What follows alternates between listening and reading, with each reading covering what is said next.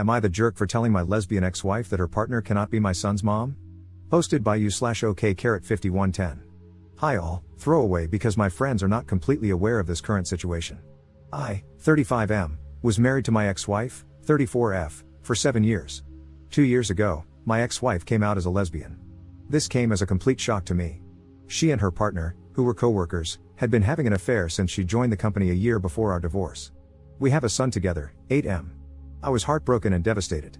I felt betrayed, as I had spent 7 years of my life with this woman, and it all felt like a lie now.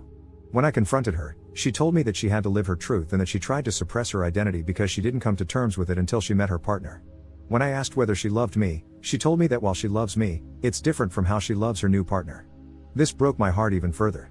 The divorce was quick as she did not want anything from me, and we agreed to a 50-50 split of custody. I decided to go no contact with her and handled the custody transfer process through my sister, 27F, whom I moved in with after the divorce. I sold the house, and we mutually agreed that the excess money from the sale would go into a college fund for our son. I could not bear to stay in that house anymore, as it kept reminding me of her betrayal. For context, she introduced her partner as her work friend, and I believed her. I had no reason to suspect anything, and they had several girls' nights, which I now figure were probably cover for the affair. For 6 months, I was in a depressive state because I didn't know where I went wrong. But this is one of those scenarios where nothing I could have done would have made it better.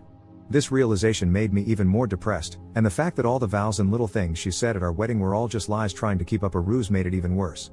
The two people that got me through this state were my sister, to whom I am eternally grateful for helping with her nephew and supporting me while maintaining her career, and my college ex-girlfriend. Around 4 months after the divorce, we reconnected at a reunion, and she really helped me through the worst of it as a friend. About a year after the divorce, we started officially dating, and I introduced her to my son. During this time, my ex-wife's partner had limited interactions with my son. This was not because of anything I said, but my ex-wife wanted him to adjust to his new reality. My son is at that weird age where he understands what's going on but doesn't fully grasp the situation. If you know, you know. He understands that mommy has a girlfriend and that mommy and daddy are no longer together. I'm pretty happy with how he has come to terms with the divorce, especially considering we didn't explicitly talk to him about LGBTQ+ topics. We had decided that we could discuss these things when he's a bit older. Around 8 months ago, my ex told me she was officially moving in with her partner and that she was engaged.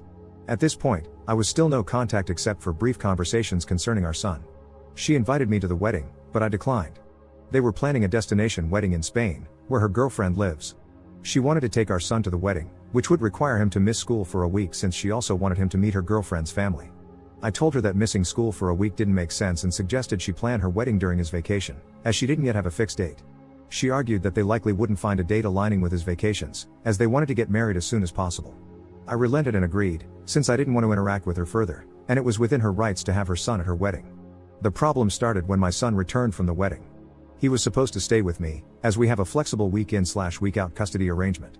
She wanted to take my son on her honeymoon so he could bond with his new stepmother. I told her that she had already had 2 weeks with him, as she had custody the week before the wedding, and I wanted to spend some father-son time with him. I told her it was within my rights, and she should go spend time with her new wife. She argued that, since our son's interactions with her partner were limited due to her busy schedule, this was a great opportunity for them to bond. I told her that she'd already had 2 weeks for them to get to know each other. She said they were busy with the wedding and didn't have time. I explained that I had taken vacation days to go to a motorcycle expo and build a Lego set, 2 things my son absolutely loves. She kept arguing, and I finally told her that custody arrangements are in place for a reason, and that was one thing I would not negotiate. She got angry and left. My son and I had a great time together.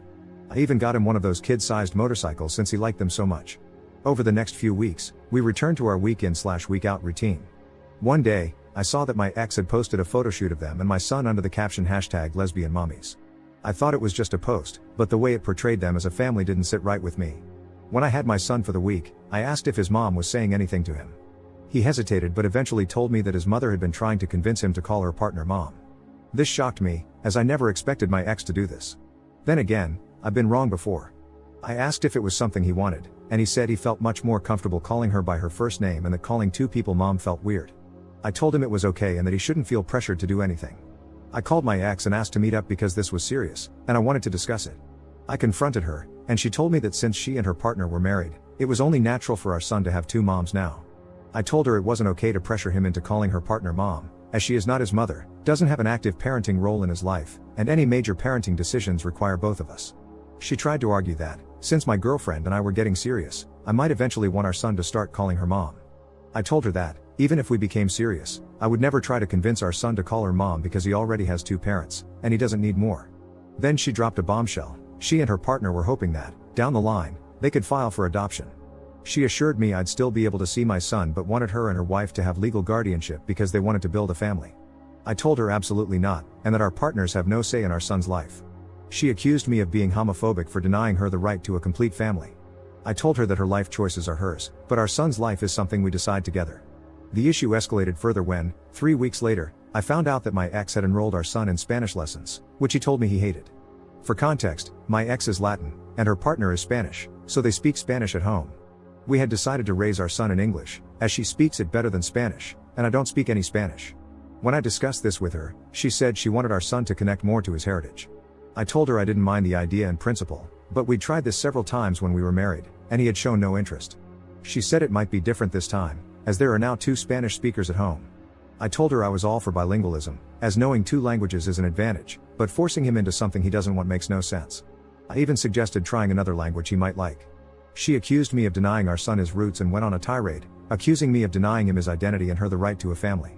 My girlfriend usually stays out of these matters, but she advised me to contact my lawyer. My lawyer assured me that even if they filed an adoption notice, I could contest it, and it would take something exceptional, like abandonment, for my contest to be rejected. My ex keeps posting pictures of our son as part of her new family, and it's honestly started to trigger me.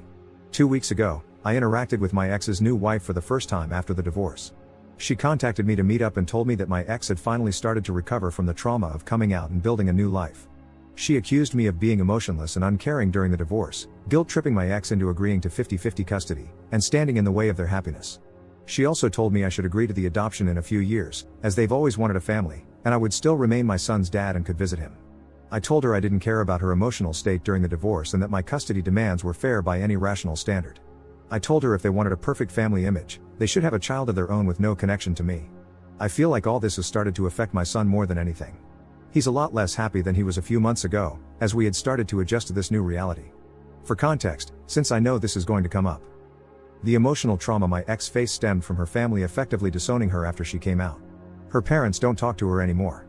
My son, however, has plenty of interaction with his maternal grandparents when he's with me.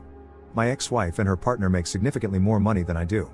However, my ex-wife earns less than me, but her partner has a senior position and more stability. This was also an argument my ex-wife used regarding adoption, saying they could send our son to private school and provide a better life. The recent elections may have caused some of this urgency, as they worry they might lose adoption rights soon.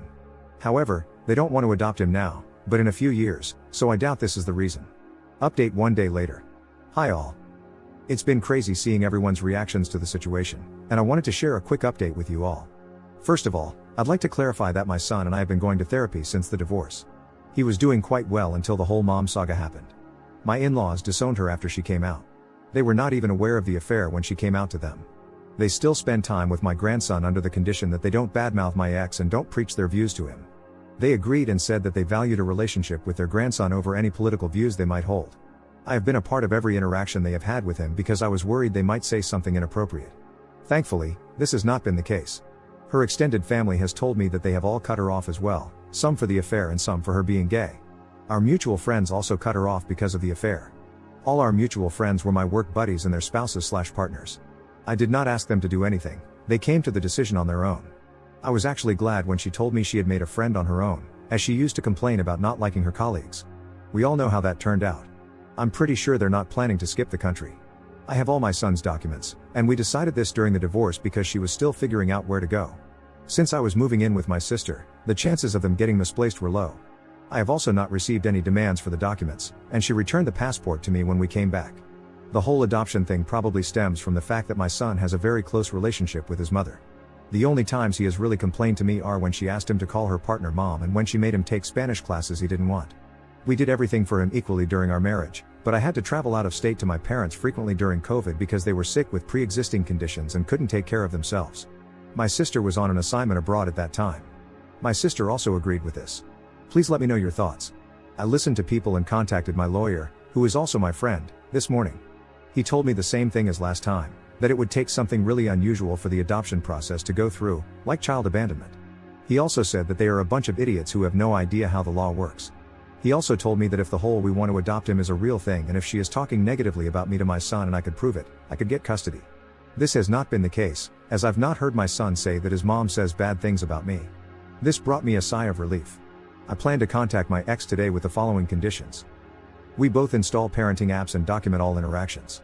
No more mention to me or my son regarding adoption or calling her partner mom. No more posting images of my son as part of their perfect queer family, because, frankly, I don't want my son's photos on the internet when he is so young. He can decide what he wants when he is older. I plan to talk to my ex in a couple of hours. Please let me know what you think about this. Second update 1 day later. Hi all, I talked to my ex today. She was busy yesterday, and I wanted more time to gather my thoughts. When we met, I put forth my demands. She told me the parenting app idea seems fine and that she has no problem with it.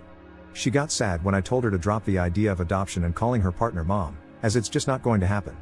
She explained that her family had pressured her to settle down. I proposed after a year of dating, and I didn't know this, and getting pregnant so soon after getting married wasn't what she had in mind. She got pregnant 1.5 years after getting married. Does that count as soon? I don't know.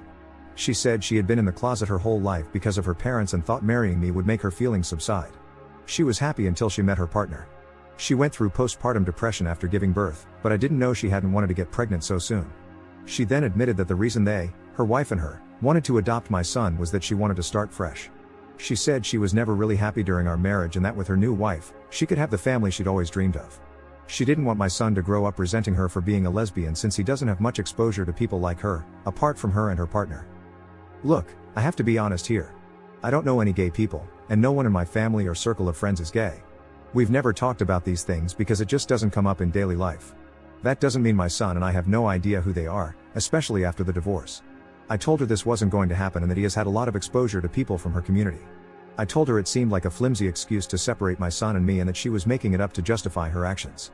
After some arguing, she revealed the real reason she and her partner wanted to adopt my son. Reddit, your prediction abilities are unreal. Apparently, they wanted to adopt him because they are considering moving to Spain in a few years. I told her she couldn't do that and that the legal framework supports me and my rights in both countries. She admitted she knew this, which is why they wanted me to sign the adoption papers. I told her she was crazy to think I'd agree.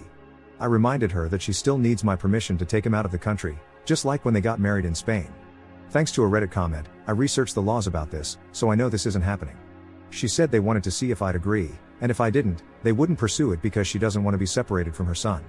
I emphasized again that this is not going to happen and that if she tries anything or says anything to my son, I'll sue for full custody. She looked sad and said they wanted to check with me first. I told her, in what world would you expect me to give you and your wife full custody? First, you divorce me, leave me for a woman, and then expect me to sign over my child and act like nothing happened?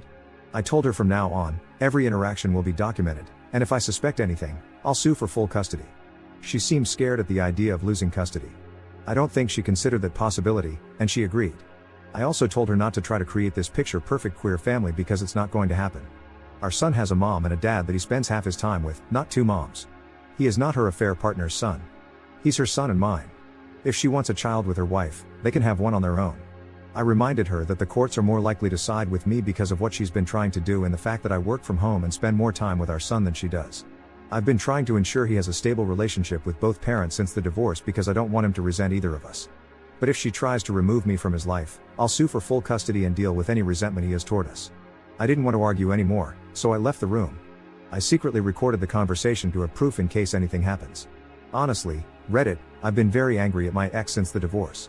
I haven't shown it around her or my son because I don't want her to use it against me, and I've been going to therapy, but I'm still angry inside. Her comments today about our marriage hurt me even more. I spent 7 years with this woman, and her betrayal still angers me to this day. When I got home, I contacted my lawyer friend.